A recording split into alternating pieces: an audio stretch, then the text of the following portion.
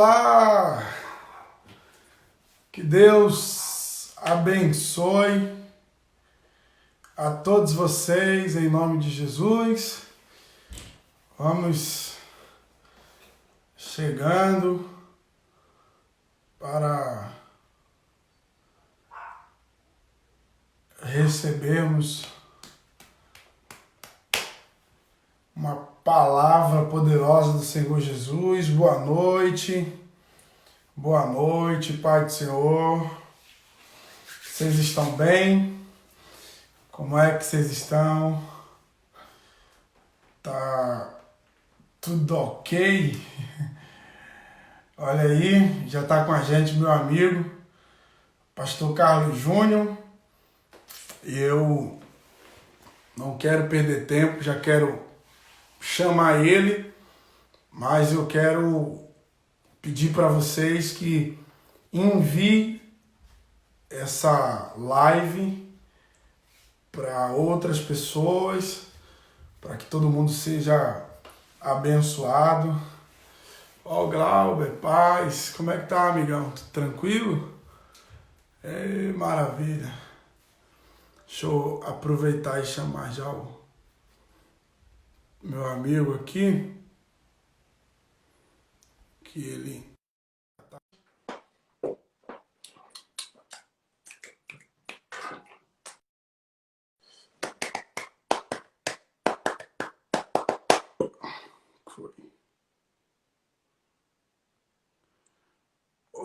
Cadê o Carlos?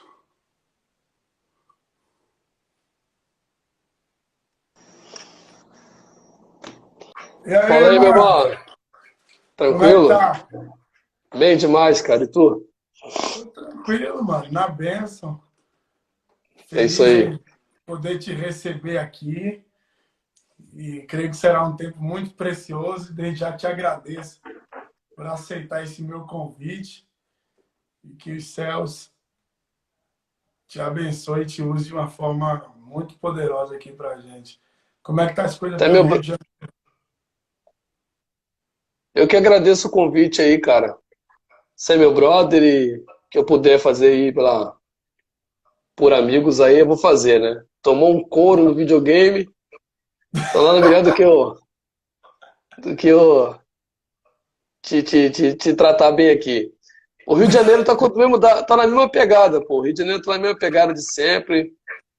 Aquela, no risco, né? Agora o STF proibiu as incursões em comunidades, então o índice de morte baixou bastante, mas todavia você ainda tem aí a liberdade de tráfico, né? Então o Rio de Janeiro continua na mesma levada de sempre.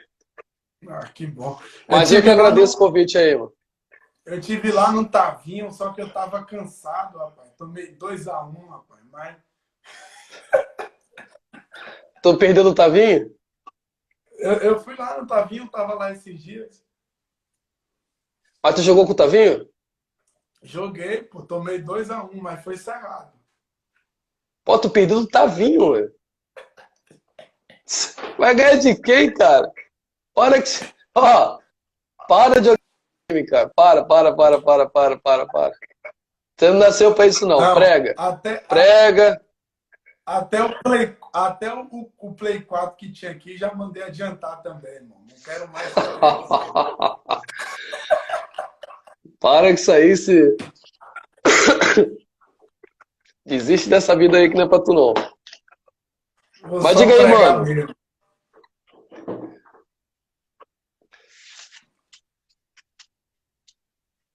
Não te ouvi. Falei, diga aí. Como é que vai ser o padrão da live? Fala pra mim. Ah, o padrão da live é você falando, a gente anotando e recebendo dos céus. Esse é o meu Eu pensei que convidado assim. para você pregar aqui pra gente aqui. Bacana. Então Você quer começar agora? Quer dar mais um tempo? Como é que você faz? Não, pedir para o pessoal enviar aí, né? Para o máximo de pessoas que quiser, para o máximo de pessoas que vocês puderem. Pessoal, envia aí para 12 pessoas e diz para ele, você precisa ouvir isso. E eu tenho a certeza que será um momento muito importante, onde nós seremos ministrados por uma palavra através da vida do pastor Carlos Júnior, que é uma referência nacional. E aquilo que eu falei para vocês meio-dia na nossa live, vocês que gostam de palavra, vocês que gostam de receber dos céus, esse é o momento para recebermos esse alinhamento de Deus para a gente. Tem uma galera aí, meu amigo, que está na expectativa em Deus, porque a gente sabe que quando tem você, tem coisa boa. Que faz, não me bota pressão não, hein? Não me bota pressão. Mas é benção, tá? Eu tô felizão aí com o pessoal da Bahia, do Nordeste. É um pessoal que eu tenho um carinho muito grande. Abençoam muito a minha vida, a minha família. Eu fico feliz aí. Espero que essa live possa ser edificante para eles de alguma maneira, né? E que a gente possa ser instruído por Deus. Cara, assim, você falando assim para mim, que eu tenho essa liberdade de falar, eu acho que a live, perdão, ela propicia que a gente possa tratar de temas, acho que mais internos da igreja, né? De assuntos vinculados mais à questão doutrinária, de dogma, complicações teológicas. E tem um texto, cara, que esses tempos atrás, eu fazendo um devocional comigo mesmo, para manutenção da fé, né, pensando em algum texto. Tem o texto de Caim e Abel, em Gênesis capítulo 4, sobre oferta. E aquele texto me chama muita atenção por causa do padrão que o texto está provendo, no seguinte sentido. Quando a gente nasce, né, a gente nasce com uma carga genética, uma herança genética. Então, quando seus pais tiveram uma relação, os meus pais tiveram uma relação, dessa relação eu acabei recebendo uma carga genética que, de alguma maneira, influencia boa parte da minha vida, na questão da saúde e assim sucessivamente. Mas a construção da gente como ser social, o ser social é aquele que está propício à relação com os indivíduos onde ele nasceu, onde ele está inserido, o mundo que o cerca, é mais diferente, é um processo gradual de aprendizado. Então, por mais que eu nasça com uma carga genética, essa carga genética ela não me habilita a uma relação plena com a sociedade onde eu estou fazendo parte. Ou seja, essa carga genética não me ensina a me vestir, a carga genética ela não me instrui a me alimentar com talheres, a carga genética ela não me habilita, eu já não venho da minha mãe saber calçar um sapato, dar nó, tomar banho e assim sucessivamente. Então, esse processo de relação de um ser social, essa construção, ela se dá, de fato, com o método de aprendizagem com o tempo. Então, a gente vai aprendendo a se inserir na sociedade com os nossos pais. Então, o primeiro contato de educação que nós temos é o familiar, e essa educação familiar ela vai dando alguns passos para a gente, como fala, nos vestirmos, nos calçarmos, tomarmos banho, padrão de educação, para que a gente possa, assim, já começar a nos relacionar com o mundo que cerca a gente. Depois a gente vai para a escola, a gente vai aprender a se socializar, né, com outras pessoas, a respeitar o limite do outro, e assim por diante. Então, o que eu quero dizer? Que todo ser humano ele quer ser incluído, e para ele ser incluído existe um padrão de regras, que é a cultura que ele faz parte, na sociedade que ele vive e prega. Então, por exemplo, a gente na sociedade que vive, andar nu é crime, é atentado ao pudor. Se fôssemos numa tribo indígena, já não teríamos esse problema, esse valor, porque os aspectos morais e legais da tribo indígena não implica, algumas, né, em se vestir. Existem pessoas, por exemplo, no Oriente Médio, no deserto, que comem com um pão, com a mão. Então você não tem talheres. Por isso que você tem a mão direita sempre pura, a mão esquerda é uma ofensa que você usa para se lavar, se limpar e etc. Então a própria mão torna-se o próprio talher. E você aqui na sociedade onde a gente vive, se eu chegar no restaurante e comer com as mãos alimentos que não são feitos para comer com as mãos, mas com talheres, eu no mínimo vou ser expulso do restaurante ou se a minha atenção será chamada. Então, existe um padrão de regras na sociedade, e esses padrões de educação que faz com que você se insira, eles também são carregados de valores. Então, existem valores por trás de algumas ações, quer sejam morais ou quer sejam imorais. E aí vai depender da ótica que você está vendo a ação. De uma ótica cristã, sendo o Brasil uma sociedade cristã, o padrão moral é bíblico, né? Se você está vendo de uma outra lente, se você é ateu, você enxerga muitas coisas que o cristão vê de um peso moral, de um peso comum, amoral. Bom, dito isto, os valores da sociedade, eles não são rígidos. Ou seja, existe um valor do tempo dos nossos pais, e que é diferente do tempo dos nossos avós, que foi diferente do tempo dos nossos bisavós, e que hoje para nós é completamente diferente. Seja um padrão de se vestir, seja um padrão de relacionamento afetivo, de namorados, noivos, casados. Antigamente você não tinha essa questão de abrasar, era sempre valorado o casamento. Você tinha aquela data máxima do valor católico de que casamento se concebe uma vez só, e que a Igreja Católica literalmente não celebra um novo casamento. Então, a celebração de um casamento, num pensamento católico, é sacramento. Então, o padre não celebra o casamento do indivíduo duas vezes, nem depois do óbito. Então, você tem valores cristãos, valores que não são cristãos, e existe um valor que é comum. Então, existem pensamentos que a gente passa despercebido, Caio. Então, tem coisas que eu sei que são cristãs, tem coisas que eu sei que não são cristãs, tem coisas que eu sei que são heranças familiares, tem coisas que eu sei que são heranças culturais, e tem coisas que eu não percebo, que o valor é tão impregnado no geral, que a gente acaba não vendo um lado nocivo, porque todo mundo está praticando dessa maneira. Então existem valores que vão sendo implantados de forma vagarosa, ou seja, devagarzinho, paulatina, que a gente não percebe a morte que há, ou os perigos que há dentro de alguns valores. Então, dentre esses valores que eu tenho insistido em falar, está a questão do valor do desejo, do que é proveitoso fazer na vida. Qual é a maneira certa de se viver?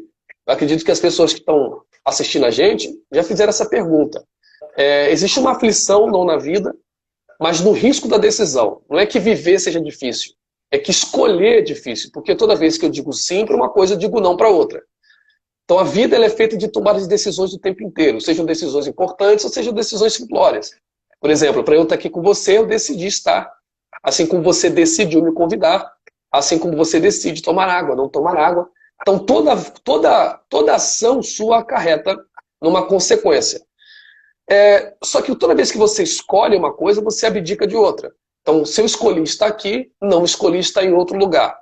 E isso é que vai tornando a vida um pouco conflituosa, porque como eu não consigo prever a consequência da decisão que eu tomei, eu posso tomar uma decisão achando ser boa e acabar sendo ruim. Então, boa parte da nossa vida a gente busca um refúgio de saber o que eu devo fazer da vida a fim de que ela seja bem proveitosa ou celebrada. Então a gente tem medo de decidir e às vezes procura conselho em outros lugares, até talvez ou para a gente se esquivar da consequência, ou culpar o outro, ou não encarar a aflição de você decidir por uma coisa e abdicar de outra. Então você tem uma mutação conforme o tempo desses valores. Então a gente chega no século XXI e o valor que se prega é a questão de que não existem padrões. Então, o único padrão que existe é o que você mesmo pode impor. Só que esse padrão que você impõe restringe a você mesmo. Então, eu vou explicar aqui para ser mais claro. Então, o que acontecia antigamente? Existia a questão familiar, né? Então, a família impunha um valor e os filhos se submetiam àquele valor determinado. Então, o pai dizia assim, Caio, você tem que trabalhar cedo. Antigamente tinha essa concepção. Eu mesmo, garotinho, meu avô era aposentado da fábrica da Matarazzo, foi encarregado, cuidava muito bem, mas mesmo depois de trabalhar, meu avô continuou trabalhando como pedreiro, para dar uma vida melhor, confortável para a gente. Então ele juntava o dinheiro da aposentadoria e fazia serviço como pedreiro, um ótimo pedreiro. Então desde os meus 8 anos de idade, meu avô me levava para a obra. Então ele mandava eu aquecer a ponta de um cano, a como fazer uma massa, ao que é um prumo, como usar um prumo, como trocar uma torneira, como instalar. Então ele ia me inserindo. Então os valores eram esses. Você tinha que trabalhar cedo, você tinha que ter responsabilidades. Então você tinha um padrão estabelecido já por uma cultura familiar ou uma cultura religiosa. O que acontece com isso? As pessoas começaram a criticar isso, dizendo que a verdade ela não existe. Então, o que existe são meias verdades. Vou explicar para você aqui, Caio. Quer ver? Para você não, né? Porque eu sei que você já sabe. Vou explicar para a galera aqui. Quer ver? Vou pegar esse notebook aqui.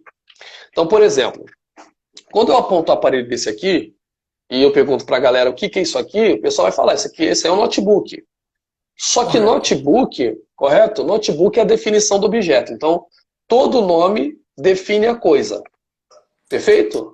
Então, nomes são definições que nós damos a coisas. Então, quando eu digo isso aqui é um notebook, tem um problema, porque eu não enxergo o notebook inteiro. Então, toda vez que eu mudo de lado o notebook, eu deixo de ver outro lado. Então, eles começaram a questionar o seguinte. A gente tem a arrogância, os filósofos que não são cristãos, a arrogância de definir as coisas no todo, sendo que cada um vê uma parte. Então, se eu faço isso aqui para você, Caio, você vê a retaguarda do notebook, eu vejo a frente. Eu mostro a frente, eu vejo atrás. Então, o que significa? Que cada um tem um ângulo da vida diferente. E o fato de você enxergar diferente de mim não significa que o meu jeito de ver a vida seja pior ou melhor do que o seu. Então, eles começam a dizer o seguinte lá no século XIX. O importante é você seguir a decisão que você tem e viver o prazer que você quer viver, sem que ninguém te imponha limites. Então ele começa a ridicularizar a pessoa que, por crer num bem maior, seja ele Deus, seja ele o budismo, seja ele o veganismo, deixe de viver a vida no máximo de prazer possível por conta de um valor. O que ele está dizendo é mais ou menos isso aqui. Se você é vegano, mas ainda sente vontade de comer carne vermelha, você é burro.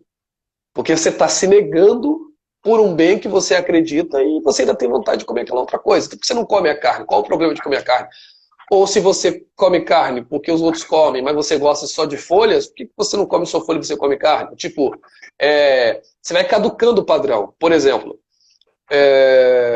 quem te ensinou que homem é homem, mulher é mulher? A Bíblia? Mas a Bíblia é a ótica dos cristãos.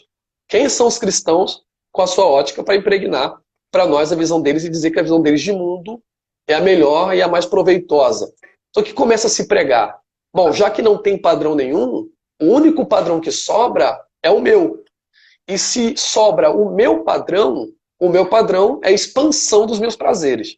Então, toda vez que eu vivo e decido, eu decido pelo meu prazer, pelo que eu vou sentir naqui, não o que eu vou sentir depois. Então, eu vou valorando o prazer.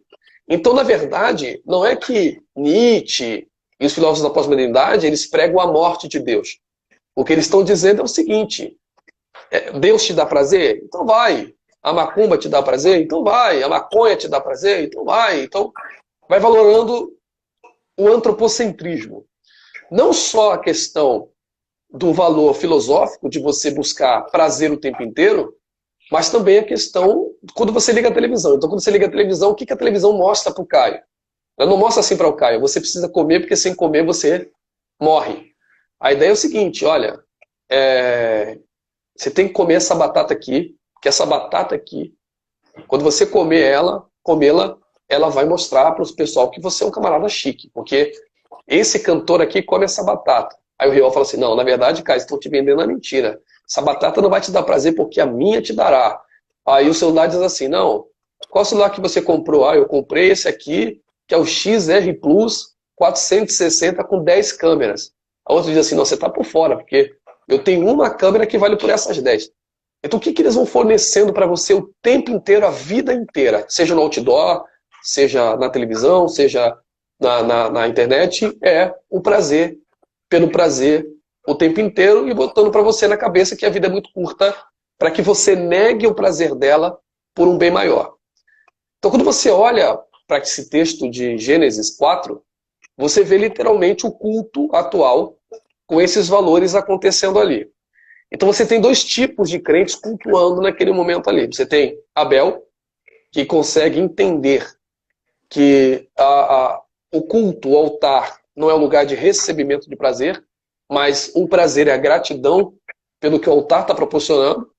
E você tem a mentalidade de Caim, que gosta de se aproximar do altar. Caim não deixa de se aproximar, mas a oferta de Caim é o oposto de Abel. Então, o que acontece em Gênesis 4? As ofertas ali estabelecidas em Gênesis 4, elas não são obrigatórias, elas são voluntárias. Então, o que é voluntariedade, Caio? A voluntariedade, ela implica você amar a causa acima dos defeitos, acima dos efeitos dela. Então, por exemplo, quando você contribui para uma instituição de caridade, você não precisa receber nada da instituição. Tipo, você não depende da instituição, mas você contribui. Por que você contribui sem precisar? Porque você entende que o valor que aquela causa está defendendo vale a pena o investimento. Então, todo voluntário, ele investe por amor à causa. Então, o que Deus está propondo para Caim e Abel é o seguinte, olha, se vocês quiserem agradecer, que seja de forma voluntária. Se vocês reconhecerem que a minha causa é boa. Então, altar, que é sacrifício, né? Que vem da expressão korban, ou korbanot, que significa sacrifícios, é a ideia de que você do radical se aproxima. Então o altar, ele propicia proximidade. Então Deus está dizendo o seguinte, olha, eu quero que nossa proximidade, nosso relacionamento seja voluntário. Só que por mais que você se aproxime de forma voluntária, eu tenho um padrão para o nosso relacionamento. Então, toda vez que você vai para o culto de forma voluntária. Mas a forma que você adora não pode ser da forma que você quer. Existe um padrão para esse relacionamento. Então você acaba tendo um paradoxo. É como se Deus dissesse assim, ó, você não é obrigado a vir, mas se vier, você tem que entrar no meu padrão. Perfeito. Então cada um traz uma oferta. O problema não é o que cada um está trazendo, mas aquilo que está sendo dado e como está sendo dado. Então o que acontece? Quando você olha para Caim, qual é o problema de Caim ali? Você tem um altar, os dois ofertam no mesmo altar. Presta atenção, Caio. É o mesmo altar, os dois vão para o mesmo altar, mas cada um sai de um jeito. E isso é complexo. Porque no mesmo culto, todo mundo está no mesmo altar, ouvindo os mesmos louvores, orando para o mesmo Deus, recebendo a mesma ministração, mas nem todo mundo sai igual. Um sai com o semblante caído, outro sai com o semblante mais para cima. Por que no mesmo altar existe essa diferença de como o semblante está? É aí que está a questão. Por que você, no mesmo culto, no mesmo trabalho, no mesmo evento, na mesma campanha, no mesmo congresso, na mesma festividade, uns reclamam e outros agradecem? Por que no mesmo trabalho, uns são quase arrebatados e os outros não sabem nem o que está acontecendo? Por que no mesmo local, uns contam vitória e outros só contam tristeza? O que acontece ali no mesmo altar? Então, a questão não é o efeito do altar, é o efeito da oferta.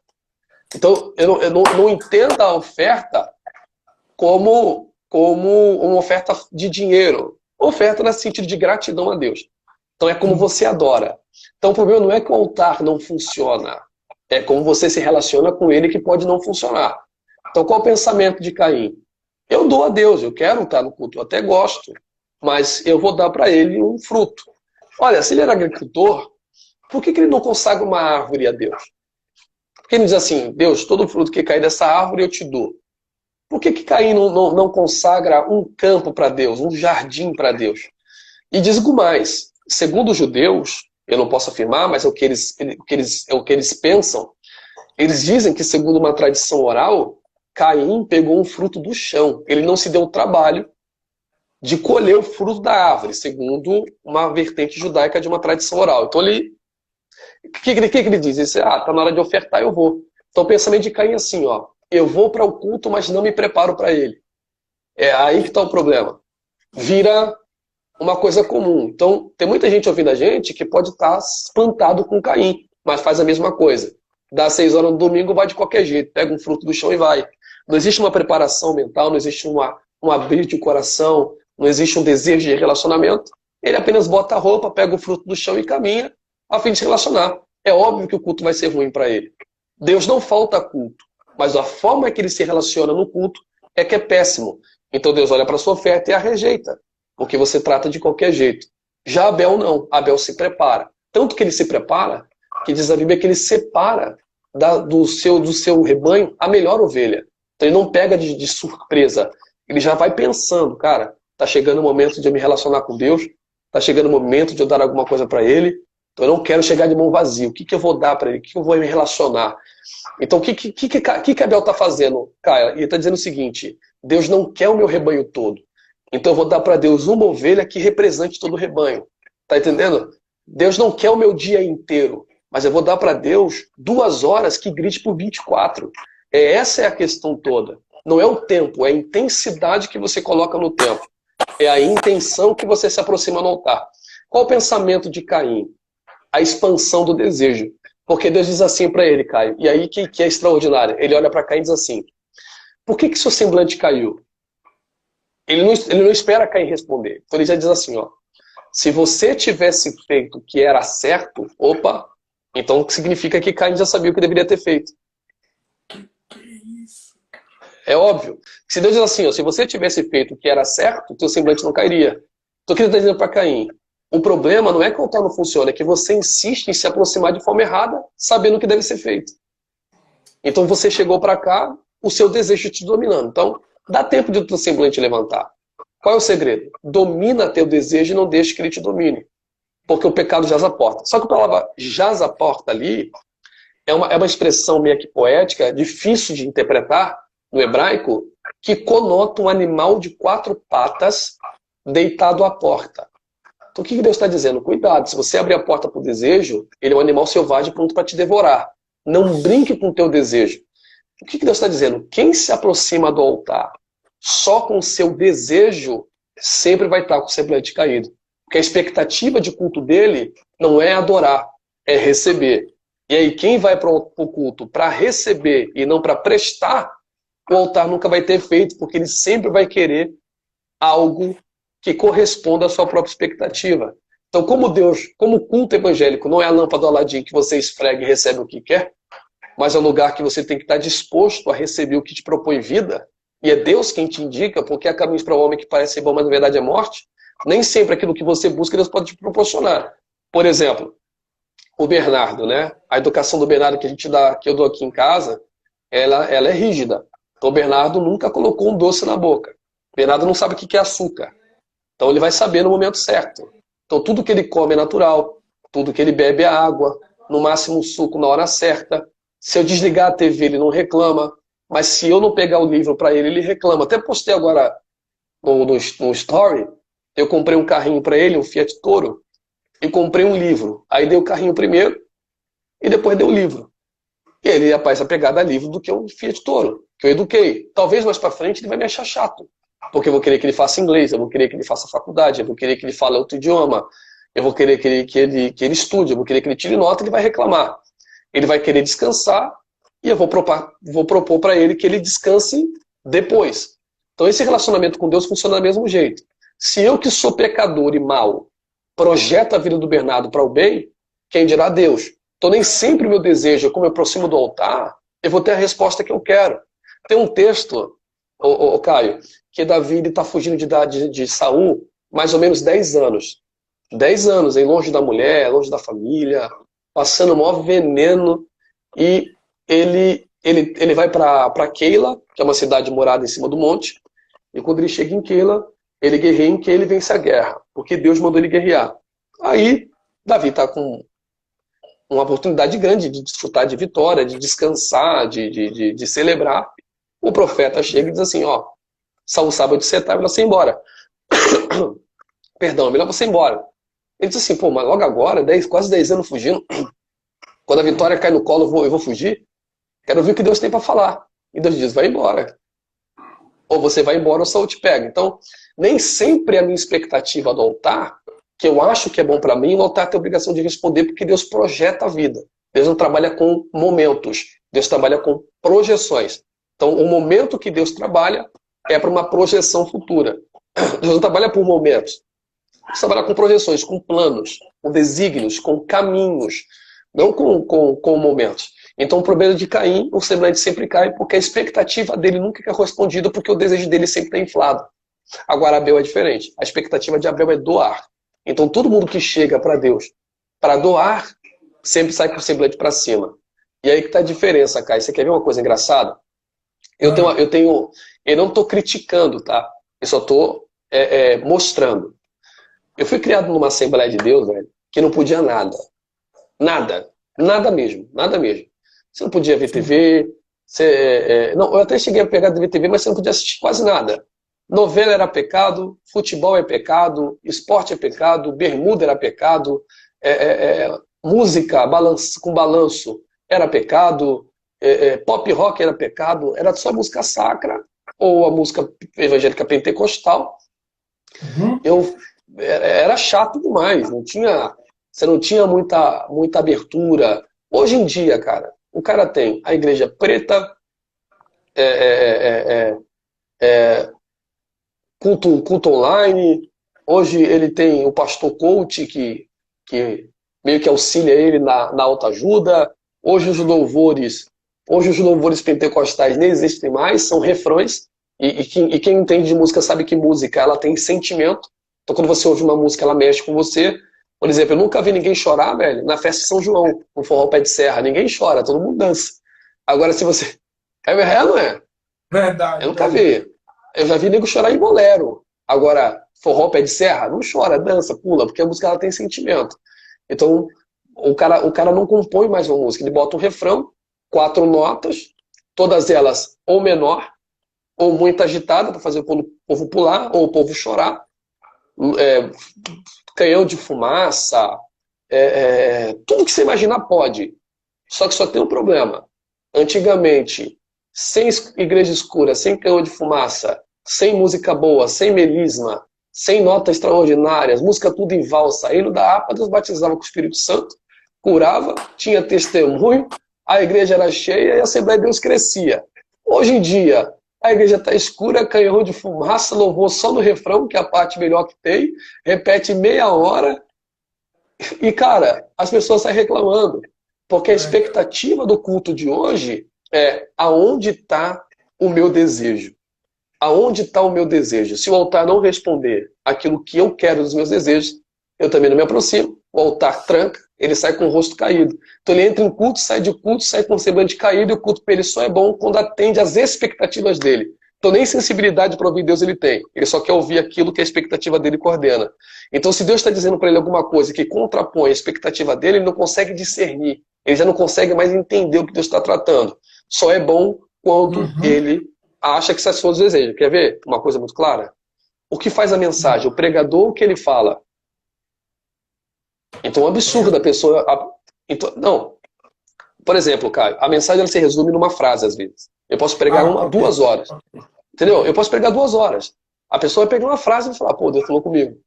Tá entendendo? Então, não tem muita diferença. Só que a gente opta por culto pela sensação que ele pode me propiciar. Então, é o culto de Caim. E o semblante sempre vai ficar caído. Eu quero ver fulano, eu quero ver ciclano. Ele não quer ouvir a proposta de Deus, que Deus pode falar na boca de um analfabeto, cara. A questão não é o instrumento que ele usa, é como você está ouvindo o que ele está falando. Eu vou repetir essa frase. Não é o instrumento que Deus usa, mas a forma que ele está falando com você. Por exemplo, Balaão batendo no jumento, Deus abriu a boca, o jumento falou, cara, tá me batendo por quê? Você não está vendo um anjo aqui na minha frente que não deixa passar? Essa é a questão. Não é o instrumento. É se você tem capacidade de ouvir o que ele está querendo te dizer. Ele está dizendo Ah, para, você quer continuar?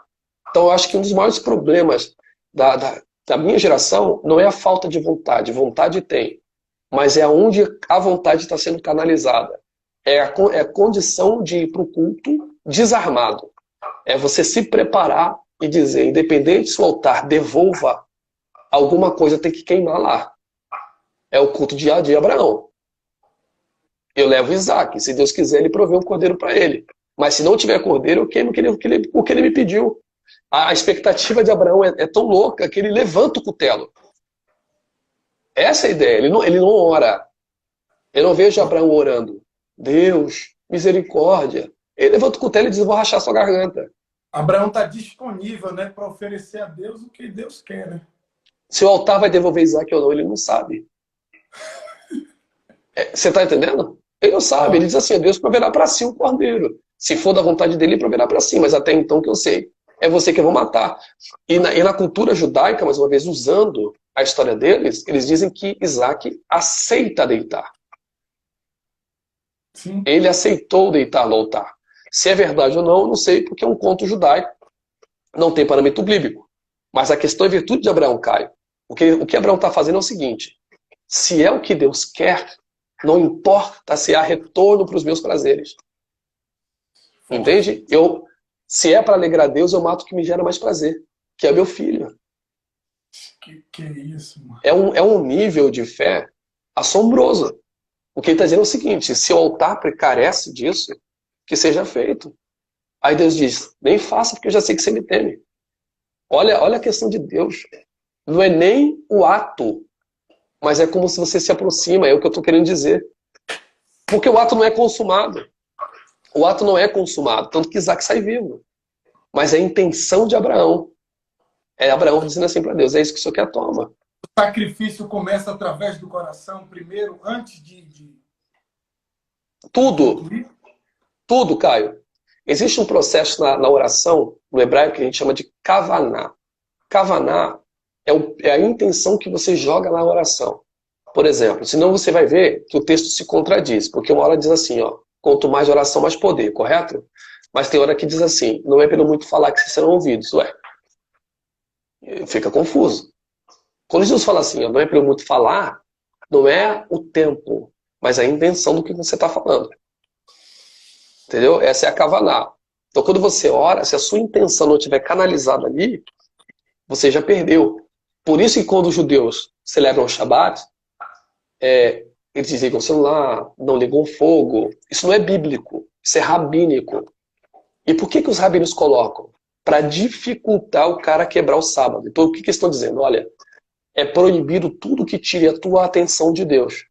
Então, desliga o celular, não cozinhe, se prepare antes, para que toda a sua intenção no sábado seja só de Deus. Por exemplo, ó, vocês me glorificam com a boca, ato. Essa é a ação.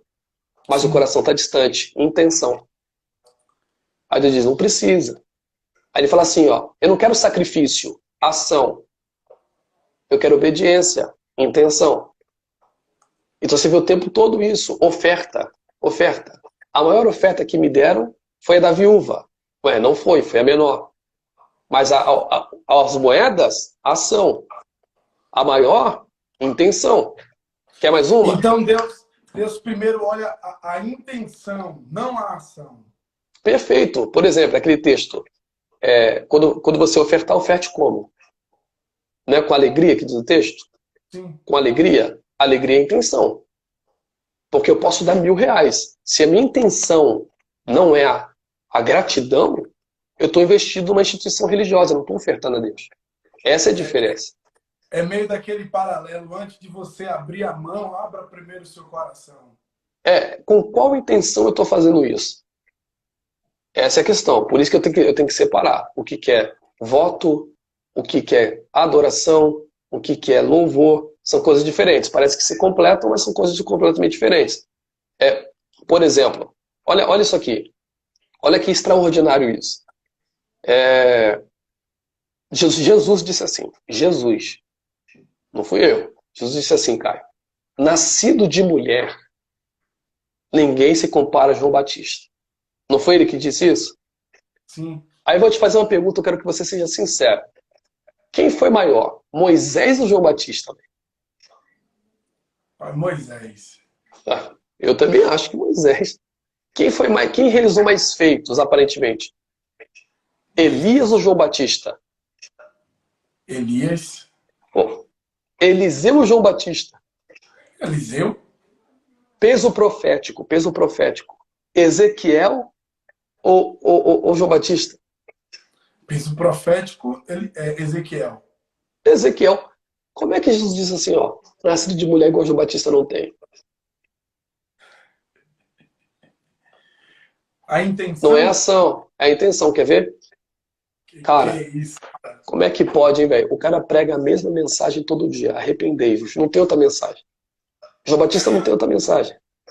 É um pregador de uma mensagem só. Todo culto que você vai é arrependimento, que a gente chama de techuvá. O que ele está querendo fazer para os judeus ali é retorne ao caminho. É o que os judeus pregam até hoje. Precisa retornar ao caminho. Você precisa retornar ao caminho.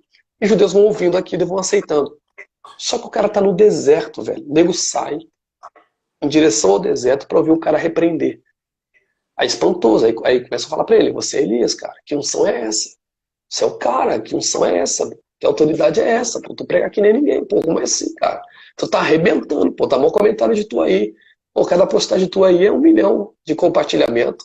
Você é o cara, pô. Enquanto um tem 50 mil seguidores, tu tem 3 milhões de seguidores, cara. Cada foto sua é 1 milhão de curtida. Qual é o teu segredo, cara? Tu é Elias? Tu é Moisés? Quem você é, Eliseu? Eu sou sua voz.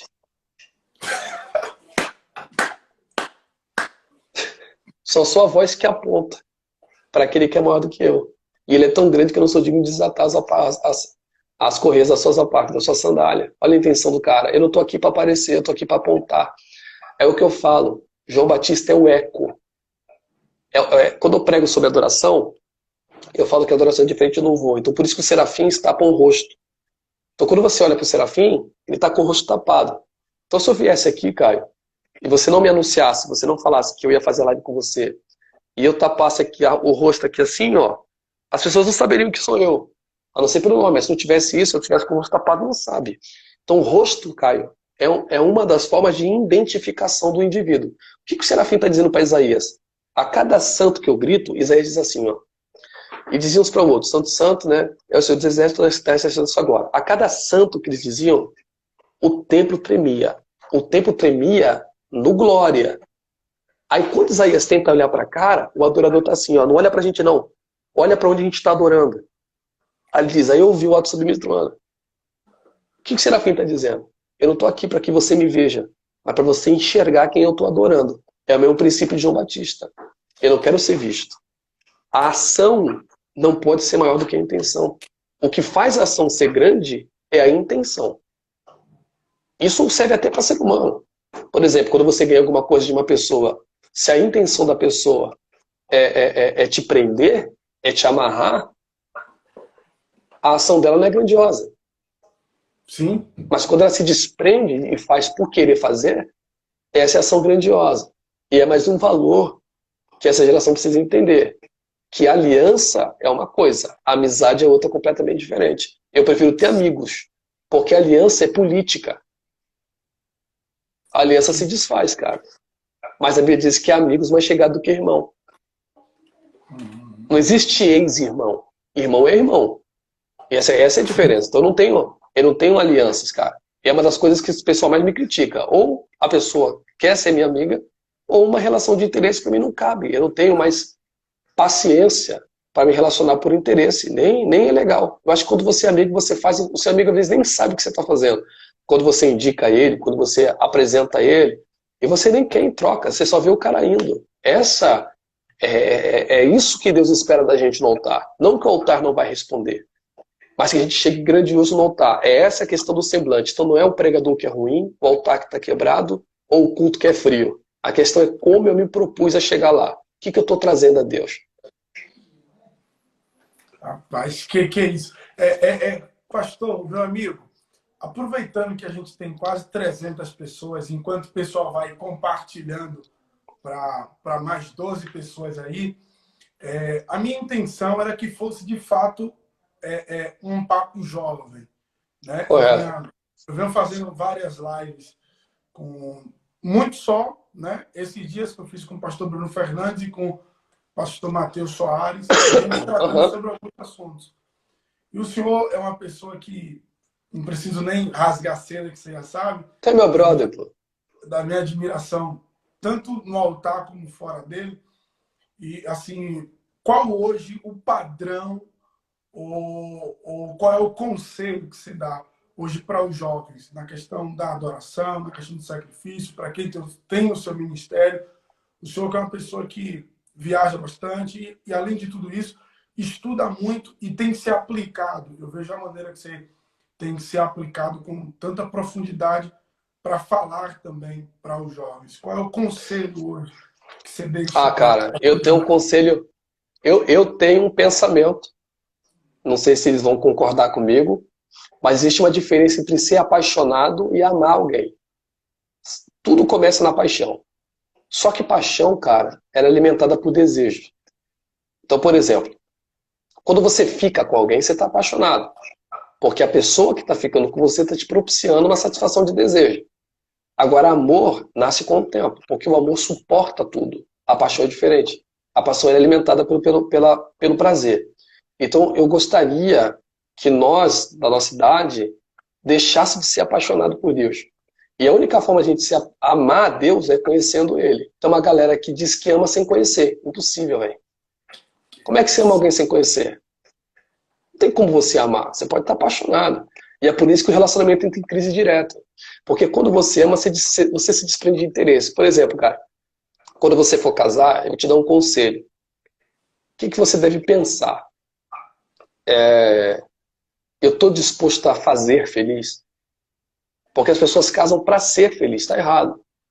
Sim. Porque o que vai sustentar a tua relação é o quanto de felicidade você pode proporcionar a ela. A mesma coisa com Deus. Só que para você chegar a esse nível de entrega, eu preciso saber se vale a pena. Eu tenho que saber quem a pessoa é. Então é uma galera, cara, que precisa estudar. É uma galera que precisa deixar de ser superficial, cara. De tudo é instantâneo. É uma galera que não tem paciência para leitura. É uma galera que não pega na Bíblia, só pega na igreja. É uma galera que se pega na Bíblia, não entende o que está lendo e tem preguiça de procurar estudar para ter um pouco mais de peso. É uma galera apressada demais, que, tipo, começou, nem aprendeu e já foi. Então, é uma galera que não sabe o valor do jejum, por que é que eu estou jejuando, porque jejum é santificação, não implica em vitória. Qual a intenção dessa santificação? Quem é Deus? Qual é o seu propósito? Qual é o seu desígnio? Como ele gosta de ser adorado? Não como eu acho que ele gosta. Esse é um dos problemas do cristianismo. O padrão está na Bíblia, só que a gente fica... Como é que Deus gosta de ser adorado? Como é a forma de eu agradá-lo a Deus? A forma de relacionar com Ele? Eu acho que quando isso começar a melhorar, a gente parar com essa ideia de que o evangelho é simples. Eu passo mal com isso, cara. Com um nego que fica assim, não, mano, não precisa pregar assim não, porque o evangelho é simples. Depende do que você está falando. Tem coisas que são simples, tem coisas que são complexas. Jesus olhou para Nicodemo e disse, é necessário você nascer de novo. Ele não entendeu. Tem parábola que Jesus falava que o povo não entendia. Nem se fosse tão fácil, Pedro não olhava para a carta de Paulo e dizia assim, olha, tem coisa que Paulo fala aí que é de difícil entendimento. Se fosse tão fácil, a justificação não tinha embate de mais de 500 anos entre calvinista e arminiano. Então o povo tem que parar de ser preguiçoso. O pregador preguiçoso, cara, é a pior coisa que existe. Então ele vai deixar o povo preguiçoso. Eu não quero ver o povo preguiçoso. Esses dias, uma moça, que ela é conhecida, né? Eu não vou nem citar o nome dela, é uma ótima garota, cara. Pensa numa menina de Deus mesmo, sem brincadeira. Uma menina, assim, admirável. Eu conheço a família, o noivo, de um comportamento extraordinário, e ela chegou com uma dúvida para mim. Então ela disse assim para mim, cara, Carlos, o texto de Atos dos Apóstolos, de João Batista dizendo, eu vos batizo com água, mas o que vem após mim, batizará vocês com fogo, né? O Espírito Santo com fogo. Esse fogo aos dons carismáticos, eu acredito que seja. Diz para ela assim, se eu falar para você o que eu penso, eu tiro de você o seu mérito. O que você acha de você estudar? A gente montar um caminho e você fazer uma tese, uma antítese e uma síntese. E, na dependência do Espírito de Deus, ele vai te guiar, desde que você seja justo. Se desarma e estude. Busque você. Não creia no que eu creio só. Mas você conheça Deus. Tá entendendo o que eu estou te dizendo, cara? Por exemplo, eu vou voltar a dar aula agora no seminário. Né? Eu voltei a trabalhar na faculdade. E provavelmente ano que vem eu volto a dar aula no bacharel lá em São Paulo. Então, eu sou daqui para dar aula. Então, quando eu dou aula, cara, eu não prego valor. Se eu tiver que falar sobre soteriologia e apresentar a teologia calvinista, eu te garanto que nego vai pensar que eu sou calvinista, porque eu não vou ofender. Eu vou mostrar o lado bom e o lado ruim. Se eu tiver que mostrar o arminianismo, eu vou mostrar o lado bom e o lado ruim. Cabe à pessoa despertar, ter essa vontade de se aproximar. Eu acho que quando a gente parar de achar que o culto se faz só na igreja e criar uma relação com Deus de fato diária, de você buscar entender quem Ele é, de você pesquisar, cara, levar tempo, quebrar a cabeça, de você gastar o seu tempo com Deus, de você se lançar em Deus para pesquisar, eu acho que as coisas vão começar a melhorar porque a verdade liberta. Então eu acho que a gente tem que parar com esse superficialismo de ir para um culto e viver de culto. Tipo, você vai, ai, tô cheio de poder, mas amanhã já tá fraco. Porque é superficial. Não é uma coisa de eu sei quem ele é. Eu sei a quem eu tô adorando. Eu sei a quem tô buscando. Então é muito mais diferente. É que nem Jó. Jó ia pro altar, mas não sabia que Deus era. Isso, cara, isso pra mim é uma das coisas mais confusas que tem. Porque diz assim, cara, pensa nisso Te aqui, cara. conhecia só de ouvir falar. Eu vou deixar pra galera. Olha que loucura isso. Deus dá testemunho do camarada. Você tem noção do que é isso, cara? Deus olhar pro diabo e falar: tu viu meu servo Jó? Cara, isso. É a ideia de que Deus conhecia Jó e Jó não conhecia Deus. Não, mas mesmo a palavra reto, íntegro e justo, cara, ali são expressões raríssimas na Bíblia Sagrada. É um currículo que você fala, pô, esse cara não é normal. Sim. Como é que o cara se entrega tanto sem conhecer? É porque ele fala, eu só te ouvia de ouvir falar, mas eu não tinha experiência com você. Você tá, olha, hoje eu sei que você é de fato. Hoje eu tive uma experiência. Profundo. Você tá entendendo? A gente tem que buscar essa experiência, Caio. Não só o altar, não só o culto. Então tem que fazer o seguinte: eu vou para o altar e o que eu recebo do altar tem que se materializar. Tá entendendo o que eu quero dizer? Sim, sim. Não, A, o gerar relacionamento, né? O conhecer e prosseguir a Deus todos os dias. E isso a gente vem isso. percebendo essa dificuldade que algumas pessoas acabam tendo. Que parece que quer tudo do efeito, como você fala, da lâmpada da mágica. Quer dar uma esfregadinha na O igreja, gênio com as sai. coisas aqui, rapidinho, e depois quer vivenciar a mesma vida. E você Mas tocou no assim, assunto Caio, muito. e eu Sim, vou te dizer mais. O que é interessante nessa análise que eu sempre tenho feito há alguns anos, não é que o povo não quer. Isso que me deixa confuso. É um povo sincero. Cara, você vai na igreja, você vê, a maioria das pessoas são sinceras, Caio. Eu não sei se você tem oportunidade, mas você deveria fazer isso. Eu digo para todo pregador. Todo pregador precisa ver um gabinete. Eu já tive a oportunidade de atender em gabinetes. Então você vê que literalmente as pessoas querem. Não é que elas não querem, elas querem. Mas alguma coisa está freando isso. Eu não sei te dizer o que tá, da onde está vindo isso. Se é a questão do pensamento da sociedade de que você, para ser alguém, você tem que ter alguma coisa. Eu não sei se deriva de uma necessidade de sempre estar em busca de algo financeiro. Eu não sei se são as ocupações diárias de trabalho, de comida, de filho, que dificultam. É difícil você ter realmente hoje um tempo para você se dedicar a Deus, mas é necessário, cara. Não sei se você tá entendendo o que eu estou querendo dizer. Você sim. precisa ter essa força de vontade, porque senão, cara, vai ser só assim, é encontro marcado. Tipo, parece que Deus mora na igreja. Tá ligado? Tipo, No- eu tenho que ir lá para sentir Deus. Eu não consigo sentir ele a todo momento. Então não tem experiências. Eu só ouço. Ah, eu ouvi dizer dele. Ah, eu sei como ele é, mas eu não tenho experiência vivida com ele. Por exemplo, eu achava engraçado quando eu chegava na igreja, eu não era batizado com o Espírito Santo, e eu ficava perguntando pra minha mãe, como que você gosta de revelação? Deus fala contigo? Tá entendendo? Como é que é? Ele fala no teu ouvido? Você imagina? Então, assim, eu ouvia falar, mas eu não tinha experiência. Quando você tem experiência, a relação ela se fortalece mais. Eu vou dar um exemplo aqui. É que nem namoro virtual. Tipo, você tá entendendo? Você ouve Sim. falar da pessoa, você conversa com a pessoa, mas você não tem contato. Como é que você vai criar amor? Assim, eu não acredito. Você cria paixão, você cria carinho, mas amor é convívio, cara. Você vendo os defeitos e falando assim, cara, eu sou capaz de suportar esse defeito. Então, assim, Ah, tá entendendo? Falta, eu acho que essa experiência. Não que, eu repito, não que eles não queiram, mas alguma coisa está travando isso. Eu não sei, e eu me culpo, cara. Eu, como pregador, me culpo. Às vezes eu fico pensando, será que esse sermão vai gerar sensação ou vai gerar experiência?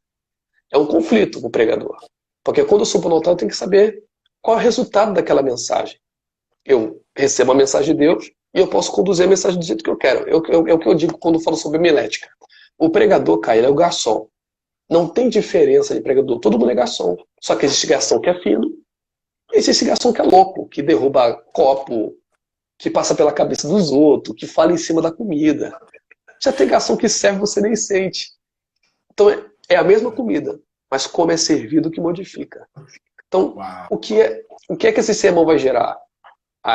Eu vivi muito tempo achando que o peso da mensagem era o barulho que eu fazia, não da igreja, que eu fazia. Então,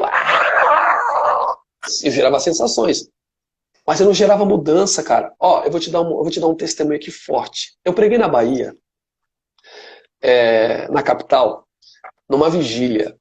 Isso aqui é Temos sério, 5 numa vigília. minutos, mas vai embora. Para eu terminar, eu acho que você pregou comigo nessa vigília. Você pregou comigo no Lembro, dia. Mas não lembro, fala o lugar, lembro. não. Você me ouviu aquele dia pregando? Você foi embora, não foi? Não, fui embora que eu tinha outra vigília. Você tinha outra vigília. Pergunta pra galera lá. Pergunta pro nosso amigo que estava dirigindo a vigília, que é nosso amigo. Eu preguei, cara, 4 horas da manhã. E falei sobre perdão. É pra matar a vigília.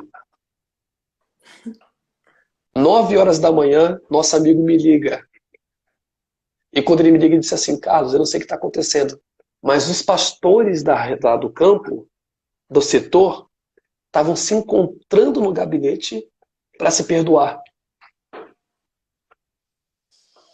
Isso é sério. Os caras indo pro gabinete se perdoar.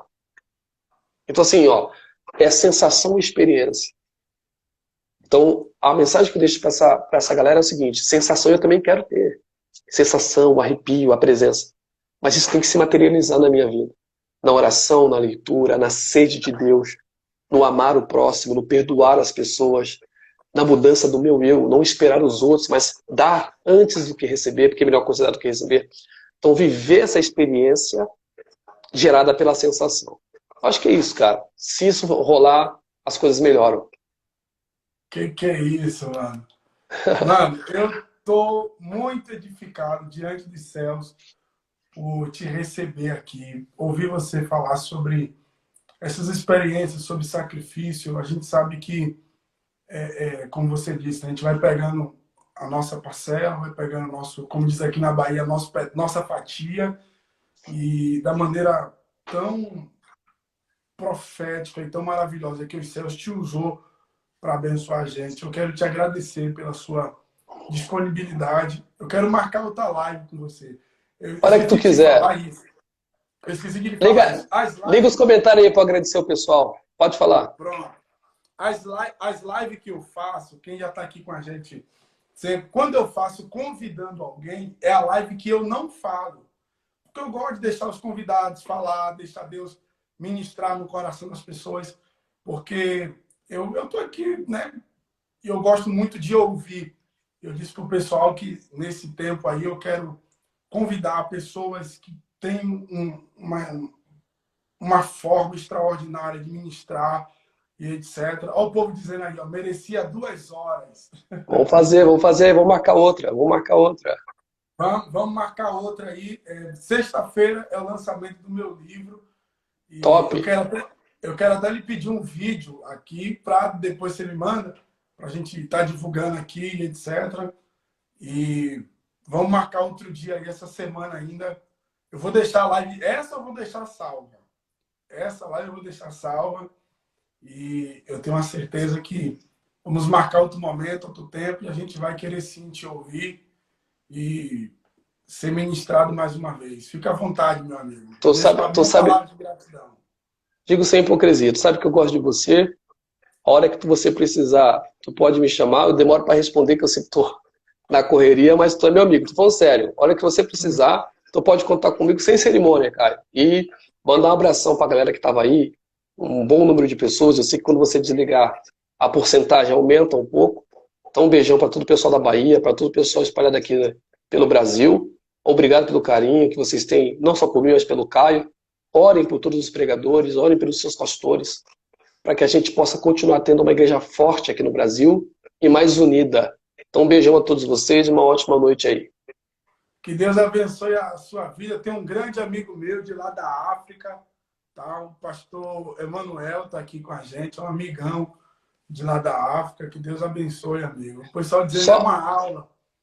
O povo está pedindo para a gente começar hoje.